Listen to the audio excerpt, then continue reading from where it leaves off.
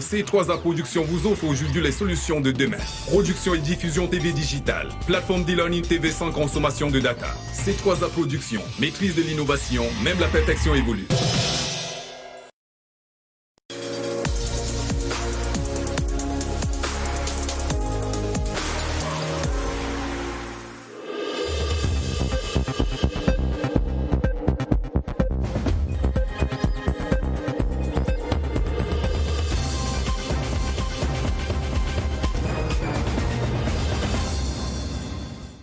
Madame, Messieurs, bonsoir. En vedette ce lundi, explosion de peur dans la capitale. Le personnel du ministère de la fonction publique évacué et l'immeuble passé au peigne fin. Aux dernières nouvelles, il s'agirait tout simplement d'une pompe à insuline à l'usage des diabétiques retrouvée dans les locaux. Plus de peur que de mal, nous dira Joseph Lé. Le ministre désamorce la panique générale dans le 20h30. Ngambé dans la Sanaga maritime, la forêt tombe sous la loi de la jungle. Guerre ouverte entre exploitants et population, exploitation anarchique et pillage des essences alimentent les tensions. Retentissement de la sonnette d'alarme dans cette édition. Lutte contre le coronavirus, testing de la chicotte dans la sensibilisation. Face au refus du port obligatoire du masque, le gouvernement prescrit la répression. Comment les mairies passent à l'action et à l'offensive? Température dans ce journal. Voilà pour les titres. Un geste barrière, puis un message, et je vous raconte les nouvelles en détail dans un instant.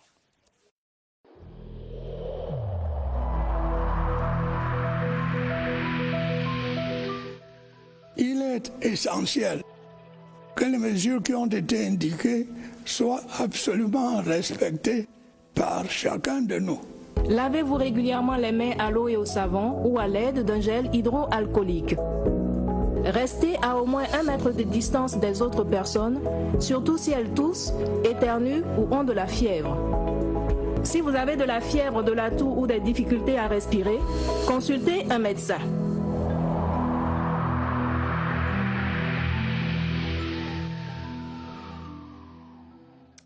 Commençons par cette condamnation du repli identitaire et du discours de haine à travers les réseaux sociaux et les médias. La Commission nationale pour la promotion du bilinguisme et du multiculturalisme prend l'engagement de lutter contre ce fléau. Peter Mafani Musonge, le président de la Commission, l'a fait savoir à l'issue d'une visioconférence avec son équipe ce jour à Yaoundé. Augustin Guizana.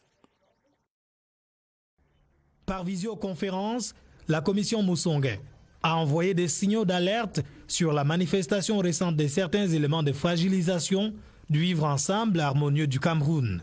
La création des mouvements de défense communautaire ou des discours de haine proférés par médias interposés et sur les réseaux sociaux sont aux yeux des membres de la Commission Musonge, la Commission nationale pour la promotion du bilinguisme et du multiculturalisme, des dérives susceptibles de mettre en péril la paix. Face à cette situation, la Commission s'engage à dénoncer avec véhémence ces dérives désormais punies par le Code pénal. L'axe central de cette visioconférence était de préparer une mission d'évaluation de la pratique effective des langues officielles à l'aune de la promulgation de la loi du 24 décembre 2019 portant sur la promotion de l'anglais et du français. La cible dans les prochains jours, ce sont les départements ministériels. On verra bientôt plus clair dans la programmation budgétaire et les prévisions de performance de l'État du Cameroun au titre des 3 prochaines années. Une série de conférences s'est ouverte sur la question ce lundi à Yaoundé à l'initiative du gouvernement. Détail avec Elvire Ninangalim. Les organes constitutionnels et les départements ministériels passent au scanner. Sur la table, les réalisations des 3 dernières années et les projections pour les 3 prochaines. Les conférences élargies de programmation budgétaire et de performances associées, un moyen efficace d'affiner pour ces administrations et institutions la programmation triennale des dépenses de l'État pour la période de 2021-2023. Nous constatons que l'exécution des dépenses, aussi bien de fonctionnement que d'investissement en matière d'investissement public, continue de bénéficier d'une attention soutenue, d'une amélioration de la qualité et d'une amélioration de l'impact. Mais nous ne sommes pas encore au niveau que nous souhaitons. Nous voulons voir au bénéfice, bien entendu, d'un contexte macroéconomique plus favorable, l'ensemble des projets nous voulons penser que les conférences de programmation budgétaire seront de nature à tirer les décisions, à aboutir à des décisions conséquentes. Les travaux qui vont durer une semaine, ambition d'établir un cadre de dépenses à moyen terme de qualité, mieux, élaborer les éléments de mesure de la performance et de documents complémentaires utiles. Vous attendiez sans doute les résultats de cette affaire de fraude aux épreuves écrites et facultatives du baccalauréat 2020. Eh bien, les sanctions sont tombées ce jour. 7 personnels en poste à l'Office du baccalauréat du Cameroun écopent d'une sanction de 3 mois de suspension. Décision de la commission d'enquête administrative rendue publique par la ministre des Enseignements secondaires, Pauline Nalova-Lyonga. Elle donnait un point de presse à Yaoundé ce jour. Étienne Pascal Azegue. Négligence, fuite et complicité de fuite sont là les chefs d'accusation reconnus contre les responsables de la fuite observée dans les épreuves de physique, des sciences de la vie et de la terre et de chimie à la session 2020 de l'examen du baccalauréat. Les mises en cause, 7 au total, sont tous en service à l'Office du baccalauréat du Cameroun. La sentence, au terme de l'enquête administrative initiée par le ministère de l'enseignement secondaire, est sans complaisance. Les personnels du service de reprographie de l'Office du baccalauréat sont à compter de la date de signature de la présente décision et sans préjudice des poursuites judiciaires suspendues pour une durée de 3 mois. Le ministre de l'enseignement secondaire, au cours du point de presse donné dans ses services, va remercier la direction de la police judiciaire, l'Antique et la CONAC, dont l'expertise a permis de faire la lumière sur l'incident. Pauline Nalova-Lyonga rassure par ailleurs l'opinion nationale et internationale que l'intégrité de l'examen du baccalauréat de cette année a été préservée. On attend maintenant les résultats du baccalauréat. Les populations de Ngambé s'inquiètent du pillage des ressources forestières de cette localité du département de la Sanaga-Maritime dans le littoral. Elles ont mis sur pied un comité chargé d'attirer l'attention des pouvoirs publics sur ces coupes dont certains auteurs ne disposent même d'aucune autorisation. Les contours de l'affaire dans cette enquête de Léon Bertrand, Tanefo, des CRTV Littoral. Ici, la luxuriance de la flore tutoie les cimes de la perfection. La vertu de la canopée qui trace une ligne interminable vers l'horizon offre aux visiteurs tout ce qu'il y a de frais, de doux et de calme. Le massif forestier de Ngambé couvre de nombreux villages à l'instar de Nsoumet, Botko et Poutkak. Plus de 50 000 hectares de forêt, dont une portion de 20 395 hectares dénommée forêt communale de Nyanon, Gambé et Ndom est incorporée au domaine privé des dites collectivités depuis le 12 août 2013. Au cœur de la forêt, les essences protégées et précieuses se rangent les unes à la suite des autres. Notre espace regorge des essences très prestigieux. On retrouve du makoré, on retrouve du bubinga, on retrouve beaucoup d'autres espèces qui ont une très grande valeur ajoutée en termes de commercialisation. Seulement, ce cadre qui s'apparente à un Éden subit déjà les affres d'une exploitation illégale des forestiers véreux. Une pompe à insuline à l'usage des diabétiques, c'est le fameux objet découvert ce jour à l'immeuble abritant les services du ministère de la fonction publique et la réforme administrative et qui a néanmoins fait courir la rumeur d'un explosif suscitant la panique. Le ministre de la fonction publique se veut plutôt rassurant. Le travail reprend demain sans faute. Récit d'un lundi mouvementé avant la découverte de ce qui apparaît finalement comme un pétard mouillé, Augustin Guizana. Lundi 17 août 2020, 14h. Une ceinture de sécurité inhabituelle serpente le bâtiment abritant le ministère de la fonction publique et de la réforme administrative au quartier Lakayandé. Les grilles du portail sont hermétiquement fermées. L'accès y est interdit. Des images amateurs tournées avant notre arrivée sur les lieux montrent les éléments de force, de défense et de sécurité au contact d'un objet suspect, non encore identifié, mais vite interprété par les usagers rencontrés ici. Le personnel est en tête. À un moment donné, on a donc commencé à dire qu'il y a une bombe. Pour avoir le cœur net, nous procédons au recoupement, qui nous conduit sur une réunion de crise que préside le ministre de la fonction publique, entouré de ses plus proches collaborateurs. Un objet suspect a été repéré dans un carton contenant des dossiers administratifs. Mais il y a eu plus de peur que de mal. Joseph Lé rassure les usagers et le personnel de son département ministériel. Le bâtiment a été passé au peigne fin par les spécialistes en la matière et que rien d'autre n'a été constaté. Ainsi s'achève une journée lourde de soupçons de découverte d'un engin explosif improvisé au ministère de la Fonction publique et de la Réforme administrative. Seule l'enquête ouverte par les forces de défense et de sécurité permettra de faire la lumière sur ce colis suspect. Il ne s'agit donc pas, et vous l'aurez compris, d'un engin explosif comme on a vu circuler abondamment l'information en journée dans les médias sociaux. Sur le front de la lutte contre le coronavirus, le PNUD et la France, aux côtés du Cameroun, un important stock de matériel médical d'urgence a été remis au ministère de la Santé publique ce lundi. Comme vous le voyez dans les images, le don d'une valeur de 2,2 milliards de francs CFA a été remis en présence de Alassane Ba, représentant résident adjoint du PNUD, et de Philippe Larieux, le représentant de l'ambassadeur de France au Cameroun. Nous reviendrons plus en détail sur cette information dans nos autres éditions. Un écho dans le dossier de la rédaction ce soir, celui de la colère du Premier ministre Joseph Dion Ngouté face au refus de nombreux Camerounais de porter le masque. Le chef du gouvernement exige une reprise en main par les collectivités territoriales, notamment, et des sanctions de la part des forces de police et de gendarmerie. Petit tour à Yaoundé pour voir comment les maires vont imposer le port systématique du masque dans les espaces publics. Suivons Agnès Solange à Bessolo. Pas de répit pour les contrevenants que l'on retrouve majoritairement dans les marchés où souffle constamment en vent d'insouciance.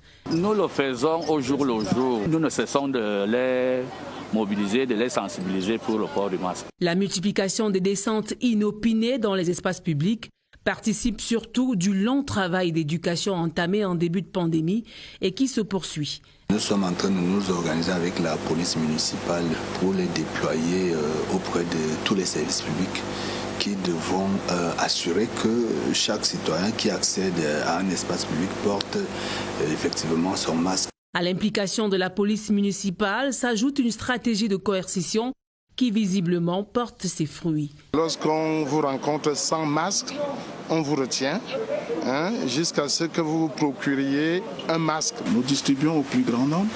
Nous continuons la sensibilisation en mettant des petites affiches sur les places publiques comme le marché. Et les maires restent sur le pied de guerre pour faire respecter les consignes du gouvernement. Et pour ceux qui seraient tentés de croire que le gouvernement a la main lourde, sachez que plusieurs pays d'Afrique et même l'Europe ont expérimenté la pédagogie de la répression. Le refus du port du masque vaut dans ces pays des amendes, corvées et même des emprisonnements en cas de récidive. Illustration au Maroc, en France et en Italie, dans ce reportage de Franck Evina. Il est universellement recommandé. Pourtant, son port ne fait pas l'unanimité. Face à ceux qui boudent le masque, les autorités devant l'indiscipline et l'insouciance n'ont plus souvent qu'un seul choix, passer à la coercition. Au Cameroun, le gouvernement annonce justement cette étape-là, une phase de répression qu'il serait loisible de mener à la lumière des expériences d'ailleurs. En France, ne pas avoir cette protection dans les espaces publics clos expose à une amende de 135 €, une contravention de 4e classe qui pourrait atteindre les 1 500 €, puis muté en peine d'emprisonnement ou alors peine complémentaire de travail d'intérêt général. En Italie, les autorités de la région de Campanie, dans le sud du pays, se sont voulues plus dures en matière de sanctions financières. Au Maroc, la réglementation punit aussi bien l'usager sans masque que toute personne qui inciterait au non-port du masque. Un arsenal juridique renforcé par des actions de terrain, des contrôles systématiques et inopinés. En France, avec la résurgence de nouvelles contaminations, le gouvernement pourrait intensifier la chasse aux usagers sans cache-nez, à mobiliser la compagnie républicaine de sécurité, un corps spécialisé de la police nationale.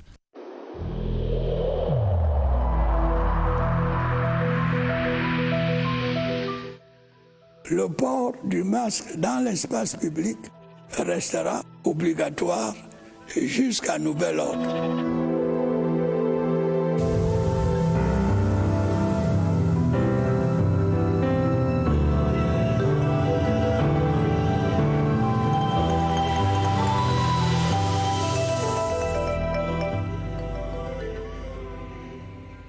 Riposte nationale contre le coronavirus, c'est jour de rappel ce lundi.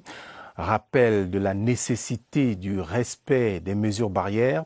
Le docteur Fané Mahamat en a fait le nœud de son point de presse donné au Centre des opérations d'urgence de santé publique, où nous attend Évariste Eyenga. Évariste, bonsoir. Une question en vous passant l'antenne.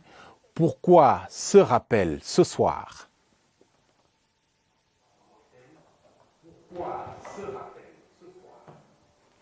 Bonsoir Romial, ce rappel parce qu'il y a nécessité justement de revenir au fondamental, l'élément basique de prévention contre la maladie à coronavirus Covid-19 puisqu'il n'existe pas encore de vaccin disponible. Et donc ce qu'il faut c'est plutôt observer les mesures barrières normales alors qu'on est entendu du docteur Fané ce soir et ce en cloche plusieurs reprises. Il faut se laver les mains, il faut respecter la distanciation sociale, il faut porter son masque, il faut aussi manipuler son masque et penser à l'immédiat à laver ses mains aussitôt qu'on a opéré cette manipulation qui elle-même peut s'avérer dangereuse. Et ce rappel a été fait en référence d'ailleurs à un autre rappel, celui du Premier ministre chef du gouvernement, Joseph Dion Gouté, lors de sa dernière session du comité interministériel du 13 août dernier, qui lui-même rappelait que porter le masque, par exemple, restait une obligation au Cameroun. On parle de cette nécessité dans cet entretien que nous accorde ce soir Dominique Christian Olomo Nama. Bonsoir. Bonsoir Évariste. Vous êtes infirmier supérieur et vous êtes en service à l'unité sensibilisation ici au COUPS. Vous qui êtes diplômé en santé publique, dis-nous, du fait de certaines négligences des mesures barrières, on l'a vu en France, en Espagne, en Italie, l'épidémie est en train de repartir. Est-ce que les mêmes causes ne pourraient pas produire les mêmes effets au Cameroun? Si, monsieur Évariste, parce que la négligence est sur deux points. La négligence d'abord des mesures barrières.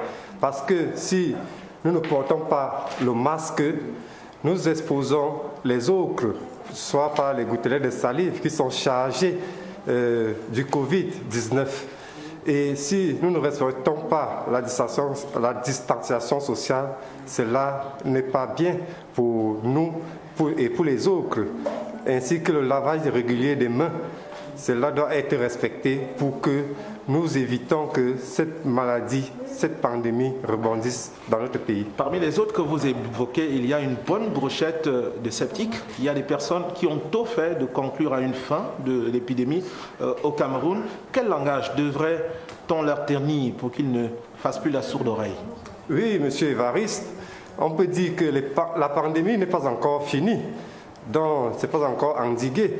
Donc, pour ce cas, nous pouvons dire aux populations de toujours respecter les mesures barrières, les 3 mesures essentielles, le port du masque, la distanciation sociale et le lavage régulier des mains. Nous pouvons aussi même ajouter le dépistage volontaire. Par exemple, nous avons la campagne de dépistage des 3T que vraiment nous devons faire parce que, dit-on, un malade en bonne santé est une personne qui s'ignore. Voilà, merci Dominique Christian. On va s'arrêter là pour cet entretien. Mesures barrières. On l'a entendu de vous, Romial, on l'a entendu de Dominique, de moi-même et de bien d'autres reportages qui nous ont précédés. Lors de cette fenêtre, vous comprenez qu'il y a nécessité de revenir à ces fondamentaux. À vous le plateau. On ne peut pas être plus clair, Évariste Eyenga. Merci pour ces rappels et ces précisions relatives au respect strict des mesures barrières. Voici à présent quelques idées pour ceux qui passent les vacances au Cameroun. Vous pouvez profiter de magnifiques levées de soleil en campant au pied du mont Bongogo. C'est à l'est du pays avec une vue fascinante, je vous le dis, d'un rocher de 649 mètres d'altitude situé à un regard de l'aérodrome de Batoré. Un site touristique propice à la retraite spirituelle. C'est la destination Cameroun ce soir, découverte par Caroline Amombozanga. Le mont Bougogo ou mont Blanc, en langue locale, servait de refuge aux dignitaires Kako, tribu dominante dans la KDI, face à la pénétration coloniale. Bougogo, en langue locale, veut dire le rocher blanc, puisque depuis le temps de nos aïeux, les femmes venaient sécher le manioc et nos parents venaient se réfugier ici. Le chef supérieur du temps venait avec son armée prendre les forces ici. Et aussi, nos parents venaient se camoufler ici. Après l'époque coloniale, le mont Bougogo est resté un lieu mythique, un site touristique, l'objet de nombreuses curiosités. Toutefois, le mont Bougogo constitue l'un des véritables trésors touristiques dans la région de l'Est à travers son climat doux et le paysage pittoresque qu'il offre aux visiteurs. Une destination à explorer pour découvrir ce patrimoine naturel que les religieux et le gouvernement camerounais s'attellent à conserver et protéger. Allons maintenant dans la capitale économique où un outil, la carte biométrique, va désormais révolutionner la gestion administrative à l'université de Douala. Un instrument mis au point par United Bank of Africa. Les deux institutions universitaires et bancaires sont désormais liées par une convention de partenariat signée à Douala où nous retrouvons Georges Cyril Mbon. La convention de partenariat, paraphée ce 12 août au stade Nelson Mandela par United Bank for Africa et l'université de Douala, met en lumière les services informatiques de haut niveau proposés par la Banque panafricaine. UBA Cameroun se positionne comme le leader incontesté de la numérisation des services en milieu universitaire. Ainsi, l'institution financière propose des solutions digitales pour faciliter la gestion académique, administrative et financière de l'université de Douala, notamment avec l'établissement d'une carte biométrique comportant toutes les informations relatives à l'étudiant. Cette carte permettra à l'université de Douala d'avoir la maîtrise de ses effectifs. Le détenteur de la dite carte bénéficiera par ailleurs des avantages sur tout le réseau UBA au Cameroun. Autre avantage de cet accord, la conception par UBA d'un logiciel qui permettra à l'université de Douala d'avoir en temps réel des informations sur la gestion de ses comptes bancaires pour une totale traçabilité de ses fonds.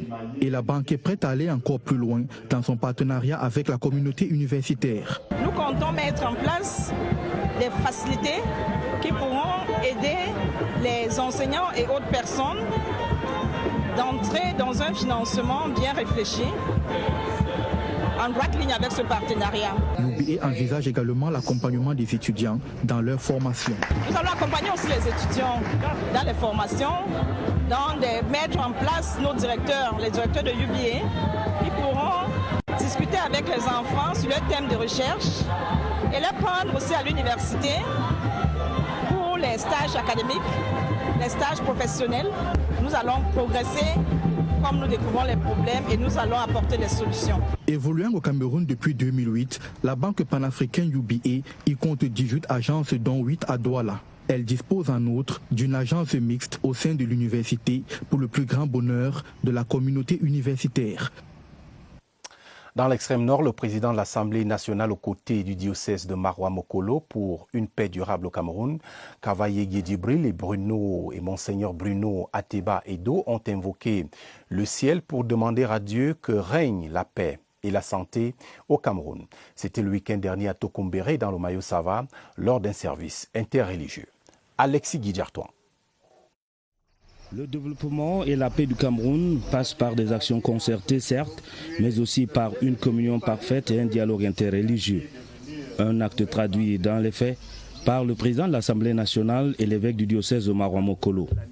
Le très honorable Kavaye Djibril et Monseigneur Bruno Ateba Edo ont invoqué le ciel pour une paix durable au Cameroun, mais aussi pour barrer la route à la propagation du Covid-19 et du paludisme.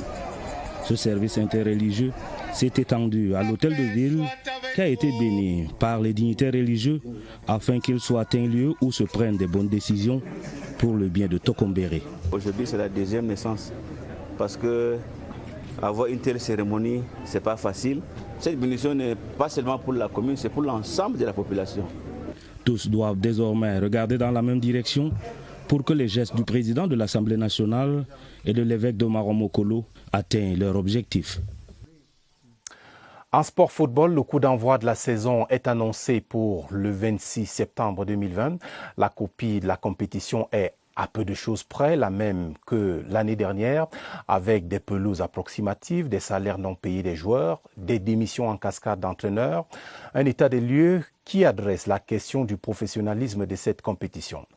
Et c'est ce qui fait débat ce soir. Germain-Noël Essengé place la balle au centre.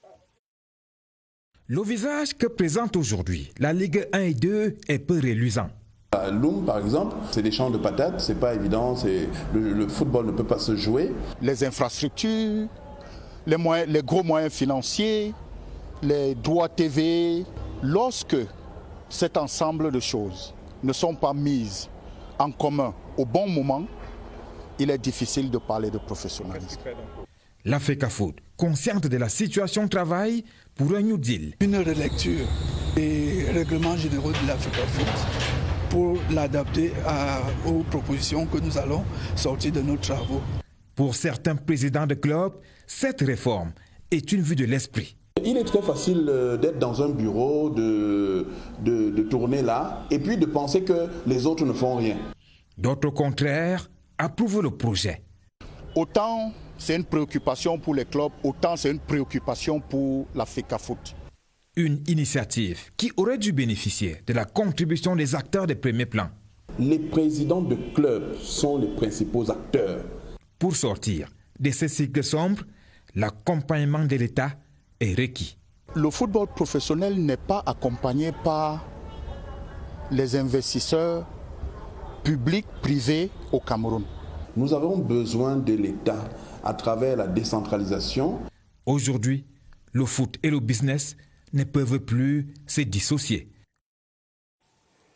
Et avant de conclure, je signale cette information à titre de rappel. Il n'y a donc pas eu d'explosion aucune ce jour au ministère de la Fonction publique et de la réforme administrative. La radiographie du colis suspecté montre clairement qu'il s'agit plutôt d'une pompe à insuline, comme vous le voyez dans l'image qui s'affiche à l'écran. Telles sont les nouvelles en ces débuts de semaine. Rendez-vous après ce journal avec Présidence Actu. Navigation dans l'univers portuaire avec Yves-Marc Medzo. Invité de l'émission Josué Yumba, le directeur général de l'autorité portuaire nationale. Bonne suite des programmes sur votre antenne, la CRTV. La télévision, c'est ici. Bonsoir.